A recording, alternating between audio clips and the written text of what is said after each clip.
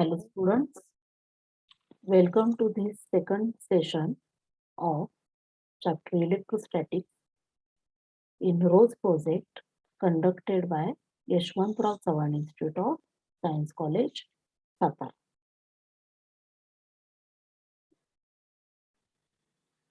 Here we continue a second lecture and all these points are discussed.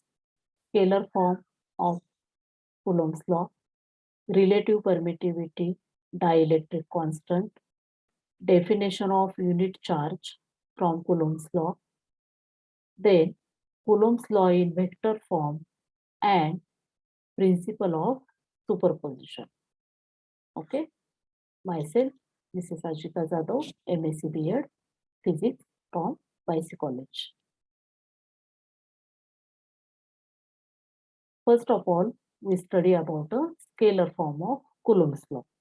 In last lecture, already we study a content up to a Coulomb's law. Okay. This law is related to force of attraction, force of repulsion. Then, how can we conclude that which type of force is applied? Means electrostatic force of attraction or electrostatic force of repulsion. Both forces are depends on nature of charge. Okay. See here, statement of Coulomb's law. The force of attraction or repulsion between 2 point charges at rest. Okay हा word important आहे बघा at rest charges हे rest मध्येच असतील तर हा law applicable आहे okay the force of attraction और repulsion between 2 point charges at rest is directly proportional to product of magnitude of charges and inversely proportional to square of distance between them. This force act along the line joining to two charges. म्हणजे त्याला एक direction fix आहे की ज्या line मध्ये ते दोन charges एकमेकांशी अटॅच असतात त्या लाईनच्या डिरेक्शन मध्ये ते फोर्स एकमेकांवरती चार्ज वरती फोर्स एक्झर्ट करतात ओके आता ह्या स्टेटमेंट मध्ये इम्पॉर्टंट वर्ड तुमचा कुठला आला पाहिजे तर दोन charges at rest position okay then product of magnitude बऱ्याच स्टुडंट कसं लिहितात Q1 Q2 तर त्याला सेंटेन्स काय आहे product of magnitude of two charges and inversely proportion of square of distance between them. नुसतं square of distance नको okay properly जर स्टेटमेंट असेल तरच त्या स्टेटमेंटला 1 मार्क असतो okay here F is a force which is directly proportional to product of magnitude of two charges. आता इथं F हे नोटेशन आपण फोर्स साठी घेतलेलं आहे कॅपिटल F ओके हे डायरेक्टली प्रोपोर्शनॅलिटीचं साइन आहे बघा हे इथे Q1 Q2 means product of magnitude of two charges and divided by R square means square of distance between them.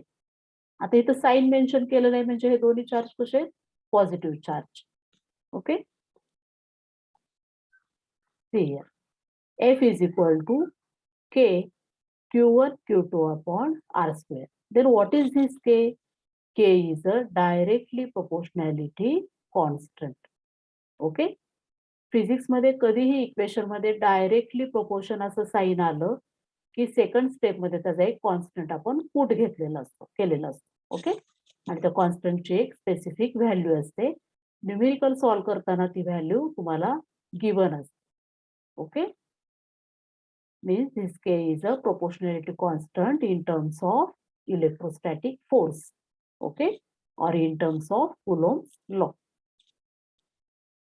Next आता ते डायरेक्टली प्रोपोर्शनॅलिटी कॉन्स्टंट K आणि इथं आलेला परमिटिव्हिटी आणि डायइलेक्ट्रिक कॉन्स्टंट त्यामध्ये काय रिलेशन आहे ते आधी आपण बघूया ठीक आहे see here next step of Coulomb's law means force in medium equal to 1 by 4 pi epsilon Q1 Q2 upon R square. आता लास्ट इक्वेशन मध्ये 1/4πε0 होता. Means permittivity constant in vacuum. आणि नुसता एप्सिलॉन असेल, हा साइन दिसतोय बघा ई सारखा, याला काय म्हणतो आपण epsilon. This is a permittivity constant in medium. Okay, means force in medium is equal to 1/4πε Q1 Q2 by R². ह्याचं मिनिंग काय असणार आहे? If two charges are placed in medium. Okay, कुठल्या तरी मीडियम मध्ये दोन चार्ज जर ठेवले असतील, then this force is a force in medium. Now see here, next step of this formula, F vacuum. Okay, F vacuum is equal to 1/4πε0 Q1 Q2 upon R². Then what is this 1/4πε0? This is a value of constant K. Okay, and value of this constant is 9 into 10⁻⁹. म्हणजे ज्यावेळी आपण हे सगळे values put करू त्यावेळी हा ratio पूर्ण solve केल्यानंतर आपल्याला क्वांटिटी कुठली मिळणार आहे? 9 into 10⁻⁹. मग इथं तुम्ही दोन ह्याच्यामध्ये रिलेशन मध्ये किंवा फॉर्म्युलांमध्ये कन्सेप्ट कुठली नोटीस करायची आहे? तर मीडियम मध्ये चार्जेस असतील तर only we take a epsilon. Okay, permittivity in medium. If two charges are in vacuum, then we take ε0, means charges are in vacuum or in free space. Okay. Then see here, we take the ratio of force in vacuum upon force in medium. मग ह्या value as it is जर आपण put केल्या, then same quantities are cancelled to each other. Okay, Q1 Q2, another Q1 Q2 will be cancelled with each other. Okay, distance is same in both medium, so they also cancel. Only remaining part, see here, ε/ε0, means permittivity in medium to permittivity in vacuum. MCQ मध्ये बऱ्याचदा हा question विचारला जातो. Ratio of force in vacuum to force in medium is equal to dot dot. Okay, आणि 4 options तुम्हाला दिले जातात. ε/ε0 हा त्यातला करेक्टेड ऑप्शन असेल. Okay, then see here, K or εr. Now what is this εr? εr is a relative permittivity. म्हणजे दोन charges medium मध्ये असताना आणि दोन चार्जेस व्हॅक्यूम मध्ये असताना जो फोर्सचा रेशो येतो, ओके, त्या फोर्सच्या रेशोचं काहीतरी कन्क्लुजन जे रेशोच्या फॉर्म मधलं तुम्हाला फायनली मिळतं त्याला आपण काय म्हणतो? Relative permittivity. म्हणजे relative permittivity of air with respect to medium और relative permittivity of medium with respect to air, असा हा रेशो तुम्ही εr न काय करता पुट करू शकता. Okay, means we can say that εr is nothing but ε/ε0, and this concept is called as dielectric constant. Means dielectric constant आणि permittivity, relative permittivity ह्या दोन्ही कन्सेप्ट काय आहेत? इक्वल, पॅरलल किंवा एकाच कन्सेप्टचे दोन पार्ट इथं सांगितलेले. Dielectric constant is a ratio of permittivity in medium to permittivity in vacuum. As well as we can say that dielectric constant is a ratio of force in vacuum to force in medium. Okay, same way we can say that permittivity also, relative permittivity also, ratio of force in vacuum to force in medium. म्हणजे relative परमिटिव्हिटीचा ratio तुम्ही परमिटिव्हिटीच्या form मध्येही सांगू शकता आणि फोर्सच्या form मध्येही. जसा तुम्हाला क्वेश्चन येईल तसा तुम्हाला ते इक्वेशन मूव्ह करता आलं पाहिजे. ओके, म्हणजे ह्यातली बेसिक कन्सेप्ट तुम्हाला अशी माहिती असली पाहिजे की डायइलेक्ट्रिक कॉन्स्टंट आणि रिलेटिव्ह परमिटिव्हिटीचा रेशो हा सेम असतो. And that is nothing but permittivity in medium to permittivity in free space. Okay, हे लास्टला जे इक्वेशन आलेलं आहे ते अगदी इम्पॉर्टंट आहे. ओके, ते कुठल्याही फॉर्म मध्ये जरी तुम्हाला विचारलं, सिंगल विचारलं परमिटिव्हिटी तरी सांगता आलं पाहिजे, सिंगल डायइलेक्ट्रिक तरी सांगता आलं पाहिजे, आणि with respect to relative permittivity आणि dielectric with respect to force विचारलं तरीही तो रेशो बदलत नाही, तो सेमच राहतो. Okay, and this is most important concept in this point, relative permittivity and dielectric constant. Okay.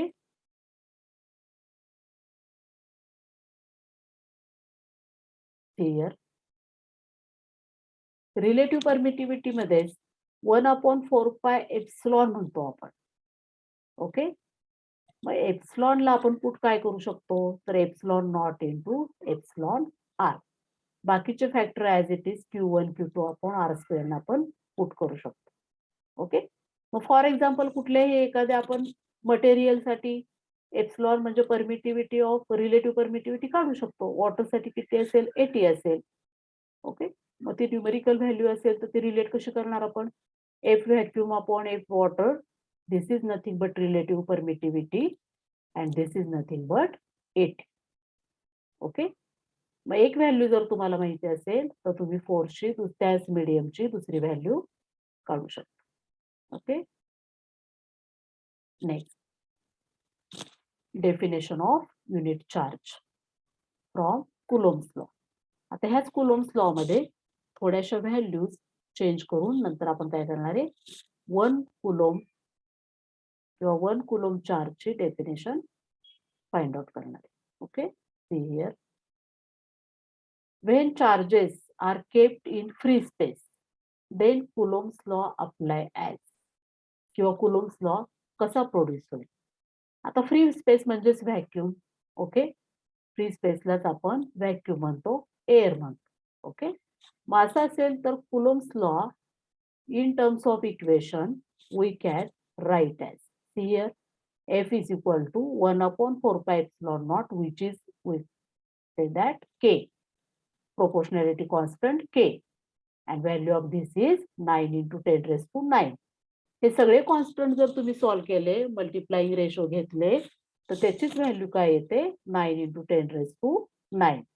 Means F is equal to 1/4 epsilon naught Q1 Q2 upon R square.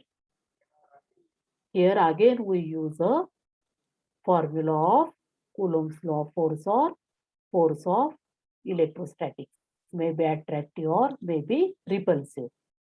See here, 9 into 10 raised to 9 into Q1 Q2 upon R square. Okay, then read this concept.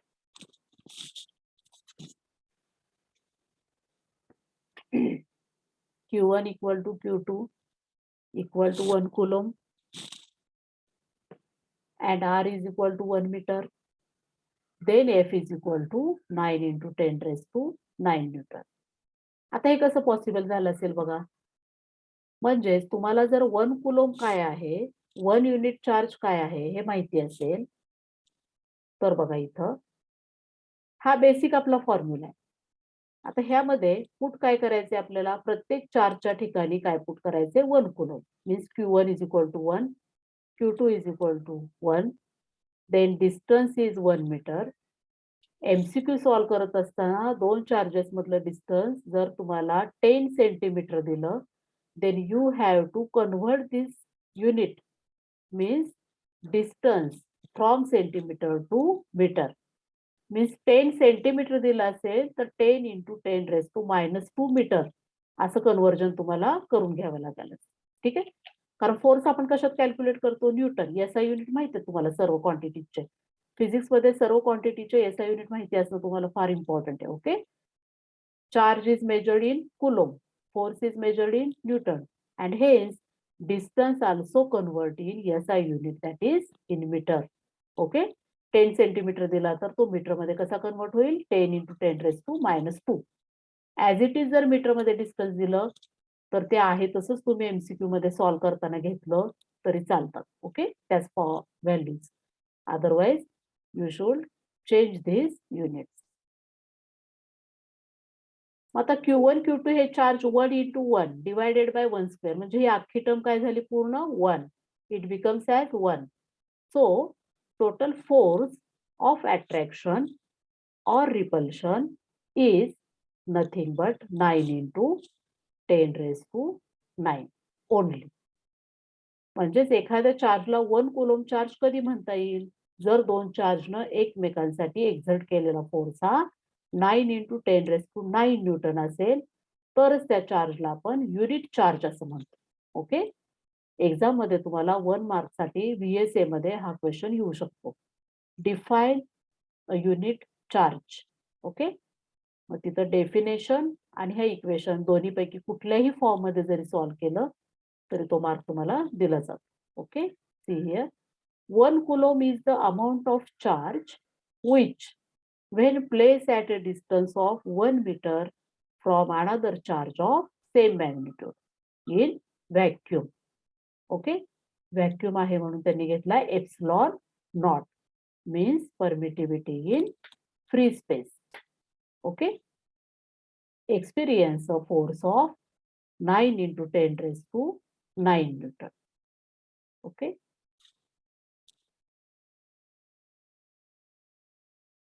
then see here Coulomb's law in vector form. See this diagram.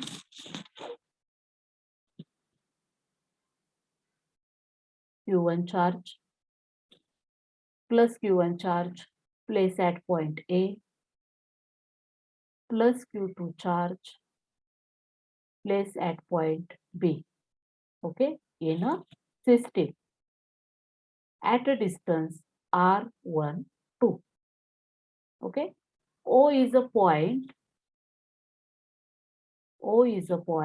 from which charge Q1 is placed at a distance R1 and charge Q2 is a place at distance R2. Okay, म्हणजे प्रत्येक चार्जचं separate distance तुम्हाला R1 R2 दिलेले आहे. ठीक आहे, आणि दोन charge मधलं डिस्टन्स हे R12 दिलेले आहे.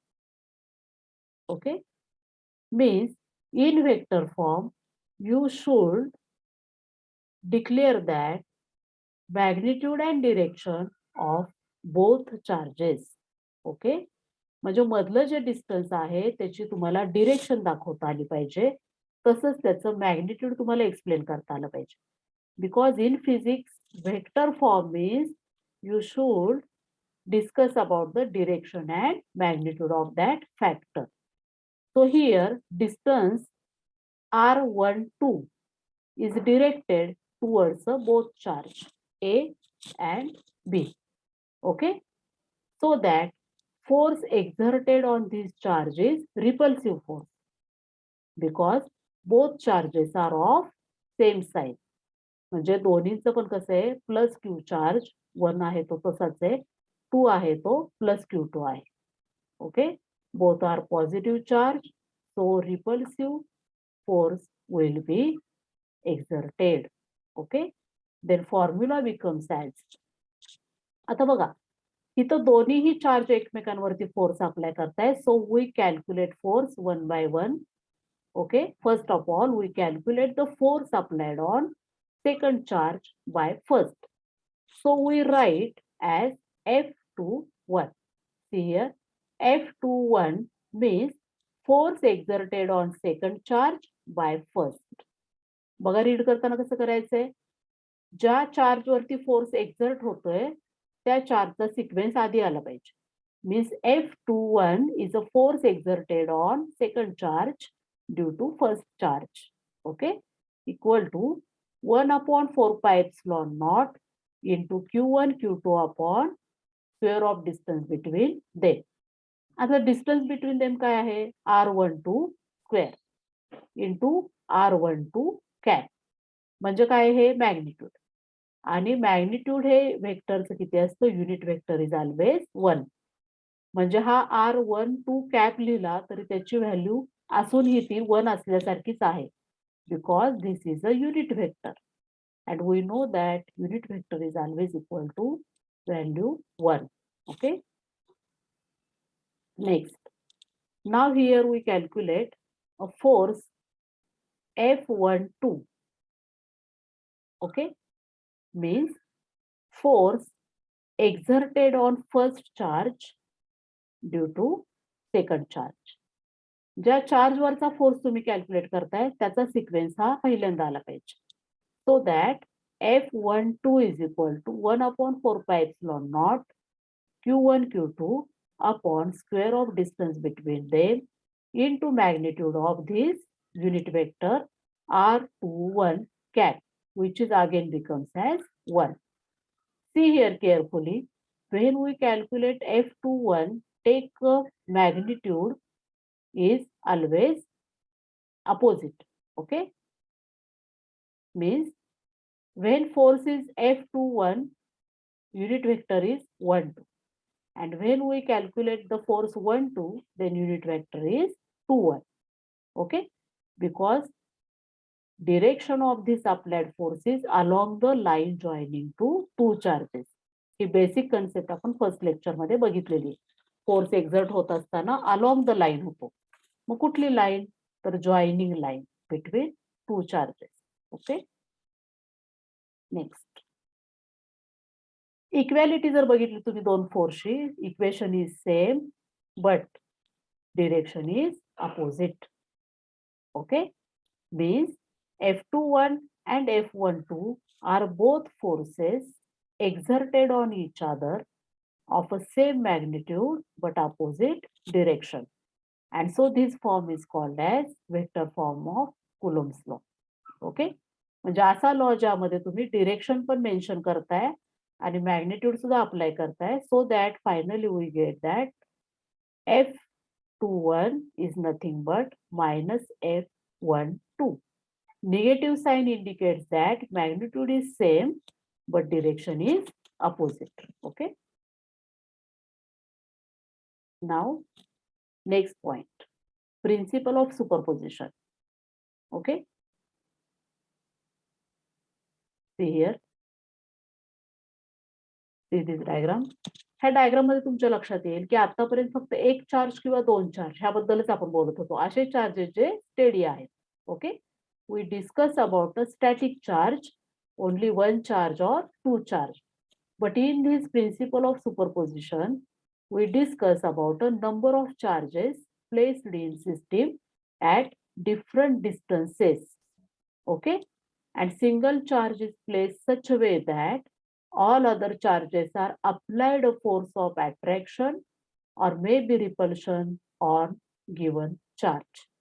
Okay, म्हणजे एखाद्या सिस्टीम मध्ये दोन पेक्षा जास्त चार्जेस असतील तर त्यासाठी कुठला रूल असेल किंवा तो कसा आपण फाइंड आउट करणार, टोटल चार्ज कसा कॅल्क्युलेट करणार, त्यासाठी हे प्रिन्सिपलचं स्टेटमेंट दिलेलं आहे. Okay, called as principle of superposition.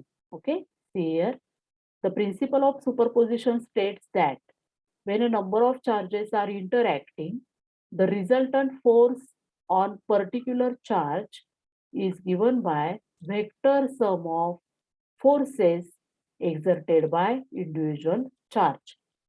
म्हणजे इथं जो तुम्हाला रिझल्टंट फोर्स मिळणार आहे तो रिझल्टंट फोर्स हा प्रत्येक चार्ज न अप्लाय केलेल्या फोर्सची व्हेक्टर सम असणार आहे. ओके, म्हणजे एफ आर जर रिझल्टंट फोर्स असेल आणि ह्या सिस्टीम मध्ये टोटल 5 चार्ज असतील तर पहिल्या चार्जवर राहिलेल्या 4 चार्जनी अप्लाय केलेलं फोर्स ह्याची ऍडिशन म्हणजे तो असणार आहे फायनली आपण कॅल्क्युलेट केलेला रिझल्टंट फोर्स. ओके, म्हणजे प्रत्येक नवीन चार्जचा पहिल्या Q1 बरोबर असणारा फोर्स हा तुम्हाला आधी कॅल्क्युलेट करावा लागेल आणि सर्वांचा कॉमन फॅक्टर घेऊन समेशन करावे लागेल, जशी आपण मॅथमॅटिक्स मध्ये अल्जेब्रिक किंवा वेक्टर सम करतो तशी. Okay, see here, total force F1 on charge Q1 diagram मध्ये पहा सर्वांनी. Q1 is a centrally placed charge, F1 is a total force. मग टोटल कधी मिळतो आपल्याला? ज्यावेळी ह्या राहिलेल्या 4 चार्जेसने अप्लाय केलेला फोर्स आपण ऍड करतो. Okay, total force F1 on charge Q1 काय असणार आहे? F1 इज इक्वल टू पहिल्या चार्ज वरती दुसऱ्या चार्ज न अप्लाय केलेला force F12 plus F13 plus F14. plus dot dot. So many charges are present in system. If n numbers are present in system, then force becomes F1n. म्हणजे first charge वरती n number charge न apply केलेला force. Okay, next. आता कुलोम्स law vector form जर तुम्ही apply केला तर हा कॉमन फॅक्टर तुम्हाला प्रत्येक फोर्स मधून ह्या ब्रॅकेटच्या स्क्वेअर ब्रॅकेटच्या बाहेर घेतल्या आपण. 1/4πε0 which is proportionality constant 9 into 10⁻⁹. Okay, हा फॅक्टर तर कॉमनच आहे प्रत्येक फोर्स मध्ये. ओके, सो टेक दिस आउटसाइड 1/4πε0. मग ब्रॅकेट मध्ये काय राहिलं? Q1 Q2 upon R21 square R21 cap. Okay, plus Q1 Q3 upon R31 square R31 cap. Okay, all these terms are containing in this. Okay, this is a principle of superposition. Okay, म्हणजेच तुम्हाला इथं statement पण त्याचं कळायला पाहिजे. Total force कसं calculate करायचा? Each force applied by each charge and added it. Okay, this is a statement and equation of principle of superposition with diagram. In this way, we discuss all about these subpoints from electrostatic in this session. And now we stop here. Okay, thank you.